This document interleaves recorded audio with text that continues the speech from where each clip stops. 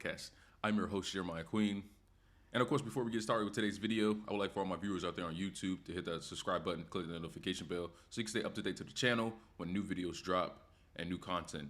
Also, if you listen to me on a podcast app like Apple Podcasts, Google Podcasts, or even Spotify, go subscribe to the podcast. And then we have sad breaking news. It's sad in terms of being a true football fan, as in myself. Trevon Diggs, the two-time Pro Bowler corner for the Cowboys, has suffered a torn ACL, which means he will be out for the remainder of the season. If you're a Cowboys fan, it hurts a little bit because you knew you were going to have a corner who sometimes it could be hit or miss because he wants the big play, he wants the interceptions, he wants the takeaways. But if you watch him so far this season, he was physical, he was going after the football. He did get beat on a route by Garrett Wilson in week 2, but Zach Wilson didn't see him in time, so it is what it is. And then you also picked up Stephon Gilmore in free agency in the offseason. Or no, you traded for Stephon Gilmore, and which you thought it would be a good compliment to Trevon Diggs. This is a big blow, especially a secondary that was playing really well in the first 2 weeks. I.e., they were playing weak opponents, but it doesn't matter. Trevon Diggs is out for the season. It is very sad if you're a true football fan. Now let's transition into what has been talked about throughout the whole football week. The Chicago Bears. Justin Fields made some comments, almost call out his head coaches or coaches, not even the head coach, coaches in general about the game plan, about why he feels the way he feels when he's playing in a football game. And me personally, I don't mind it.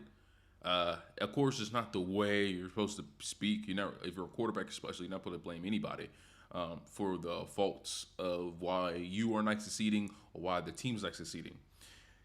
But it's almost a contradiction because you expect the quarterback to take all the blame when things are not going well, and then you don't want to take credit when things are going great. So you got to pick your poison with that. Here's my stance on it. Even though Justin Fields has to play better as a quarterback, and he has not shown so far since he's been drafted that he is a franchise quarterback, you also have to give him the necessary resources for him to succeed. This is my take on coaches when you have a new quarterback. It needs to be an offensive coach. That's plain and simple. Young quarterbacks need an offensive head coach in order to succeed. We'll bring out the current defensive head coaches right now. Mike Tomlin, great Hall of Fame head coach. Their offense looks stale. It is what it is. Their defense looks good. Their offense looks stale. We'll go to Bill Belichick. The Patriots, young quarterback, and Mac Jones. His only successful seasons when he had Josh McDaniels. Josh McDaniels left, and then got replaced by a former defensive coordinator.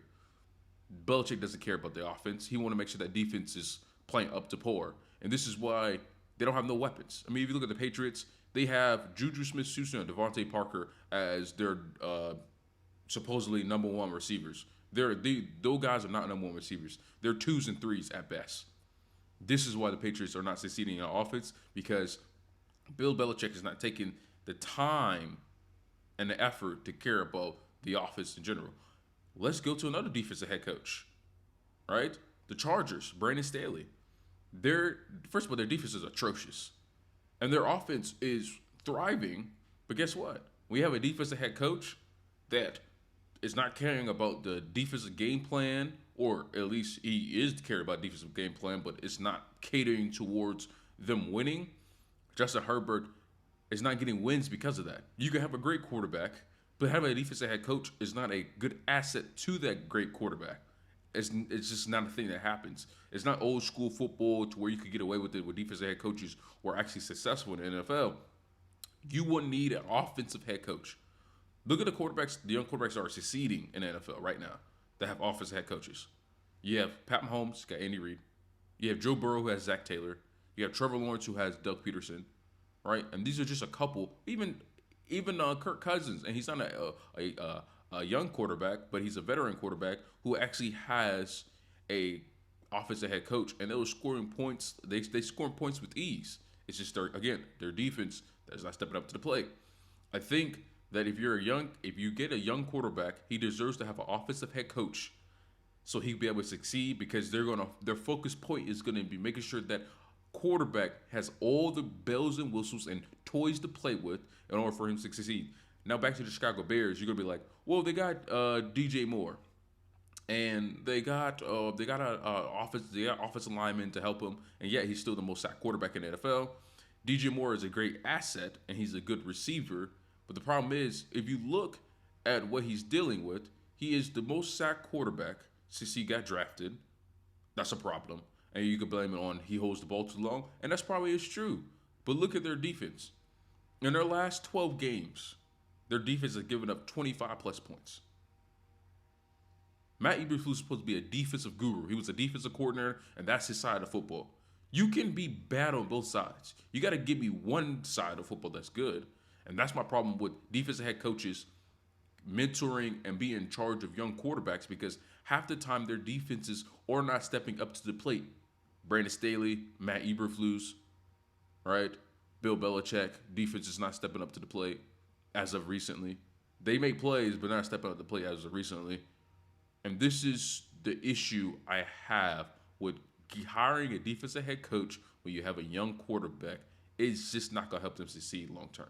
Talk about the 0-2s. The 0-2s will consist of the 4 teams that are 0-2 that had high expectations because of going to the playoffs last year, and also getting new pieces around the organization to uplift them to go to the playoffs this year.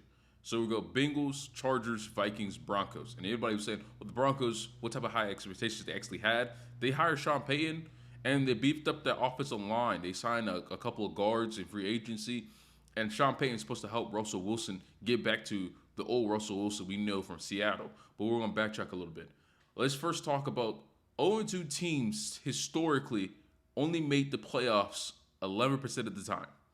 So you still have a chance.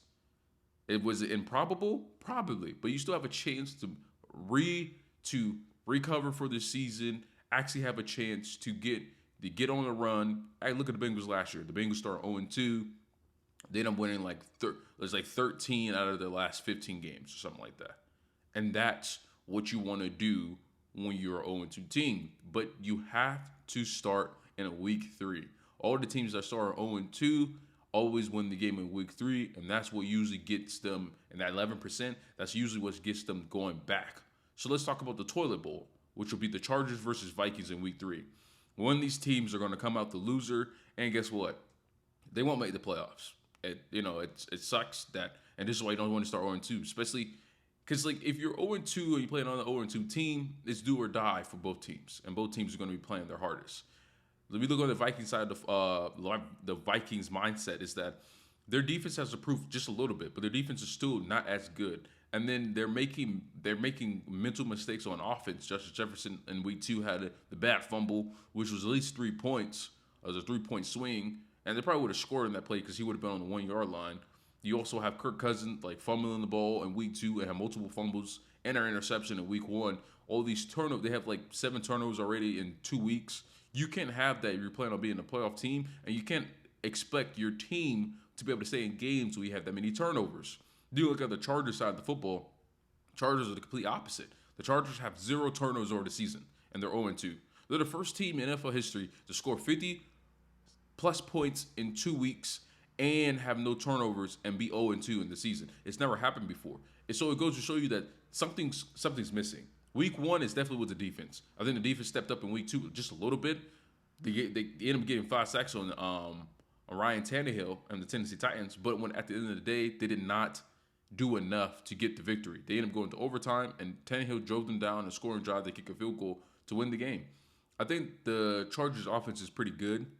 It's going to be a matter of who defense steps up. I think both teams could score at will, but the issue is who is going to step up in the toilet bowl. I'm going to have the Chargers because I think the Chargers, with them not turning the ball over, I think finally to get their first victory on the season, which means the Vikings are out of the playoff picture.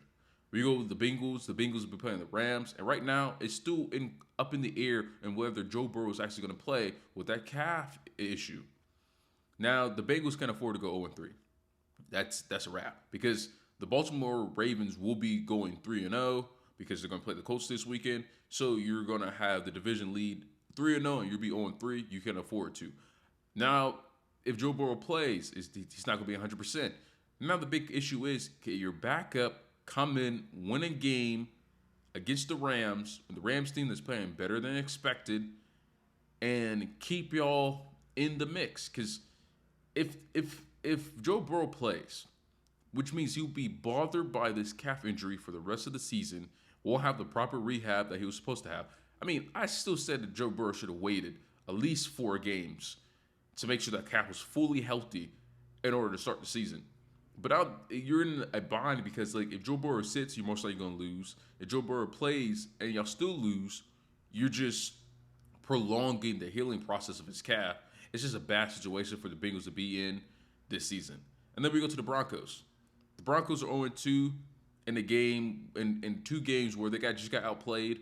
They lose in against the Raiders by 1 point because they missed the extra point early in the game. And then they lose against the Commanders, even though they had a Hail Mary. Pass interference happened on a 2-point conversion, but you still had a 20-plus point lead in that game, so there's no reason for you to be crying about a pass interference call on a 2-point conversion. And now they're playing probably the best team playing right now in the AFC, and the Miami Dolphins. I don't think they have the chance to beat the Dolphins, but it's any given Sunday in the NFL, and I think if the Broncos plan on having some slimmer of hope of making the playoffs, you have to beat the Dolphins in week 3. Wait, you're still here? Well, if you're still here, click the notification bell, click the subscribe button, and leave a comment and a like on this video. Also, if you want to follow more content around the Football Corner Podcast, you can follow me on my social media pages at the Football Corner Podcast on Instagram and also on TikTok. Thanks for watching. See you next time.